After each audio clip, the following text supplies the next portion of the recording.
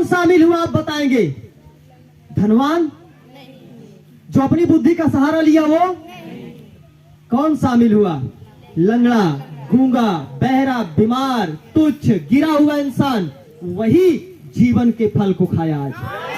और वही तो आज जो सब जगहों से गिरकर ठोकर खाए हो, आप परमेश्वर के वृक्ष में से फल खाने वाले बने हो और आपको मिलेगा आशीष। हालेलुया। आप जैसे लोगों को मिलेगी आशीष, जो संसार की बातों पर मन नहीं लगाता, जो प्रभु की बातों पर मन लगाया, वही जीवन पाया यीशु मसीह के नाम में। जो उनकी नहीं सुना, जो प्रभु की सुना।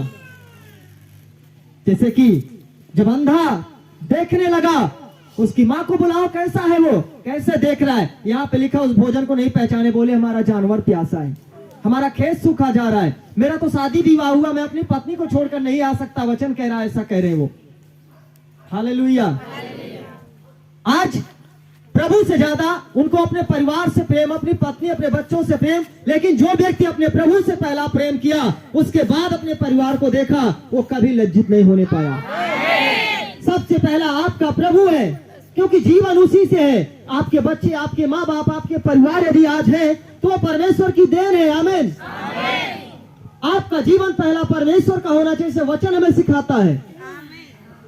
जब आपका जीवन प्रभु के साथ होगा, थोड़ा तेज करें माइक, जब आपका जीवन प्रभु के संग होगा, तब आपके लिए एक जीवन का पेड़ उगेगा यीशु मसीह के नाम से। महिमा दे परमेश्वर को।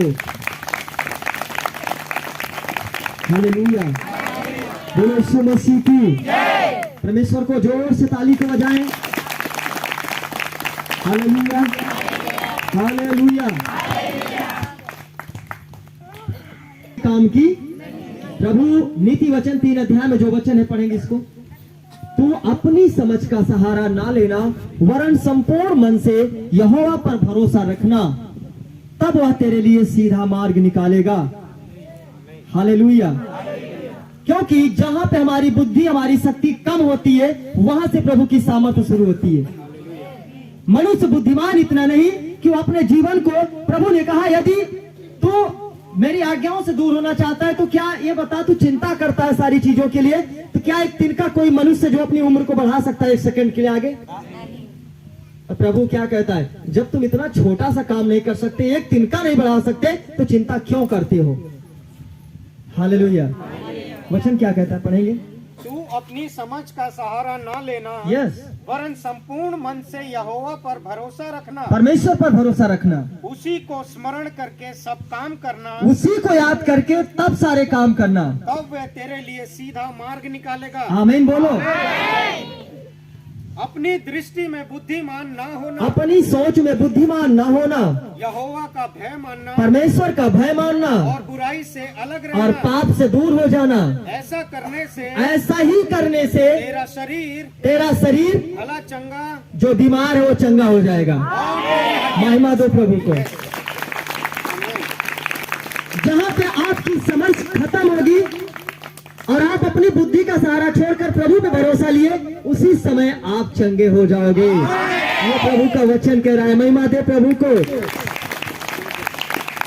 और लिखा है वचन में, बुद्धिमान परमेश्वर के भोजन में सहभागी नहीं हुए। कौन सहभागी हुए?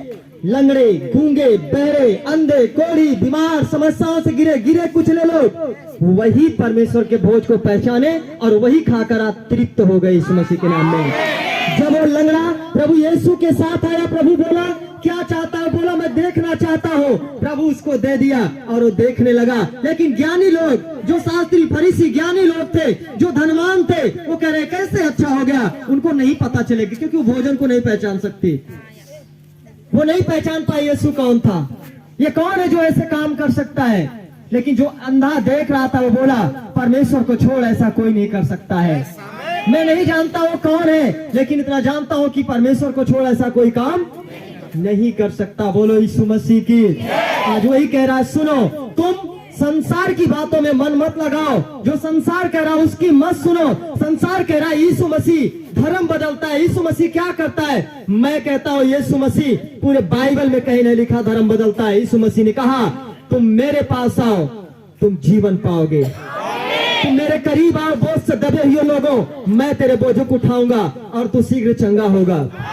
यीशु आपको चंगा करने के लिए, आपके मन के पापों को मिटाने के लिए बुलाया, आपको अपने उस स्वर्गीय भोजन में से आपको खिलाने के लिए बुलाया, ताकि तेरे अंदर से पाप, तेरे अंदर से बीमारी का बल टूट जाए और तू पाए एक अनंत जीवन यीशु मसीह के नाम से। तालियों को बजाओ, प्रभु का वेलकम करो। हालेलुया। क्या आपको समझ में आ रहा है? क्या हम अपनी समझ का सहारा लेंगे? मैं आपसे कई बार पूछ सकता हूं, क्या आप संसार की तरह बनोगे? नीति वचन, जब तू अपनी समझ का सहारा छोड़ेगा और संपूर्ण मन से परमेश्वर पे भरोसा रखेगा, तब तू शीघ्र चंगा हो जाएगा। हालेलुया। क्या आप चंगाई चाहते हो? आपको समझना है चंगाई कहां पे है, चंगाई किस तरह से हमें मिलेगी, हम क्या करेंगे तो हमें चंगाई मिलेगी। आपको मैंने कहा कोई बोझ ढोना नहीं है, आपको कोई धन उड़ाने की जरूरत, आपको कोई ऐसे कार्य करने की जरूरत नहीं जिसमें आपकी बर्बादी आए। परमेश्वर ने कहा तुम अपने मन को बदल ले जाना और मेरी आज्ञाओं को मानना, तुम चंगाई पाने जा रहे हो। चंगाई पाना कोई बड़ी बात, बड़ा कठिन बात नहीं है, बहुत आसान है। मनुष्य अपने स्वभाव को नया बनाए, अपने विवेक को शुद्ध करे, अपने पुराने चाल चलन को भूल जाए और परमेश्वर के सामने, जैसे बहन प्रभु के सामने घुटना टेक कर उपवास रख ले, और जब एक बेटा एक बेटी प्रभु के सामने कुछ ना खाए पिए, तो बाप एक दयालु परमेश्वर होता है, वो आपके ऊपर दया करेगा और वो बीमारी से आजाद हो जाएगा। उपवास का यही मतलब होता है कि ना खाना। हम उपवास करेंगे मतलब खाएंगे नहीं जब तक तू मेरी नहीं सुनेगा। जब एक बाप के सामने हम नहीं खाते तो बाप अपने बेटों को नहीं देख सकता दुख में। प्रभु ने कहा जब तुम बुरे होकर के अपने बेटे बेटियों को अच्छी वस्तु देना जानते हो, तो मैं तेरा स्वर्गीय पिता तुम्हें अच्छी वस्तु में क्यों न दूंगा। आज याद रखना, आज चंगाई आपके हाथों में है, चंगाई आपके साथ है। अगर आप जो उसको इस्तेमाल करोगे तो आप जीवन पाने जा रहे हो यीशु मसीह के नाम से। यदि आप भोज को खाने वाले बन रहे हो, संसार की तरह नहीं, परमेश्वर की आज्ञा के अनुसार, तो आप एक बड़ी आशीष को पाने जा रहे हो। आज कलीसिया सुनती जरूर है, लेकिन जो उस पर चले, आज वो गवाही के साथ खड़ा हुआ यीशु के नाम से। आज आपका जीवन आपके हाथों में है। प्रभु वचन में कहते हैं मैंने तेरे सामने मृत्यु और जीवन दोनों रख दिया है, उचित है कि तू जीवन को अपना ले, ताकि आने वाला तेरा पूरा घराना आशीषों से भर जाए। आज आपके जीवन को अपनाने से आपका पूरा घराना उद्धार पाएगा। बोलो यीशु मसीह की। लेकिन आज संसार के ज्ञानी, शास्त्री, फरीसी जो आज विद्रोह करते हैं, वो बड़े से बड़े काम कितने भी हो जाएंगे, लेकिन याद रखना, मैं आपको कह रहा हूं, विरोध करने आएंगे। कोढ़ से रोगी शुद्ध हुआ, उसको नहीं मालूम ये क्या हो रहा है, धर्म बदल रहा है। कोढ़ से अच्छा हो गया, कोढ़ नहीं बदल गई, धर्म बदल गया। ये मनुष्य की भूल है। हालेलुया। प्रभु यीशु मसीह धर्म नहीं, धार्मिकता है। आमीन। वो धार्मिकता है, वो अल्फा ओमेगा, आदि और अंत है, जिसका कोई अंत नहीं, जिसके बनाए और छाए में हम लोग बैठते हैं। आज आप अपने आप को पहचान लेना कि आप हो कौन। हालेलुया। आप कौन हो? आप किसी शैतान के हो? आप किसी बीमारी के हो? आप किसके बेटे बेटियां हो? तो आपके ऊपर इनका आना क्यों हुआ? दुष्ट आत्माओं का। भजन संहिता का अध्याय कहता दुष्ट भूसी के समान है जो हवा से उड़ जाएगी, लेकिन आज एक भूसी के समान उड़ जाने वाली चीज एक परमेश्वर के पुत्र के अंदर वास करे, ये गलत है। इसका मतलब हम कहीं ना कहीं कमजोर हैं। इसका मतलब हमने कहीं ना कहीं उनको मौका दिया है आने के लिए। बगैर आपके बुलाए कोई शैतान, कोई बीमारी आपके अंदर एंट्री नहीं करेगी। याद रखना।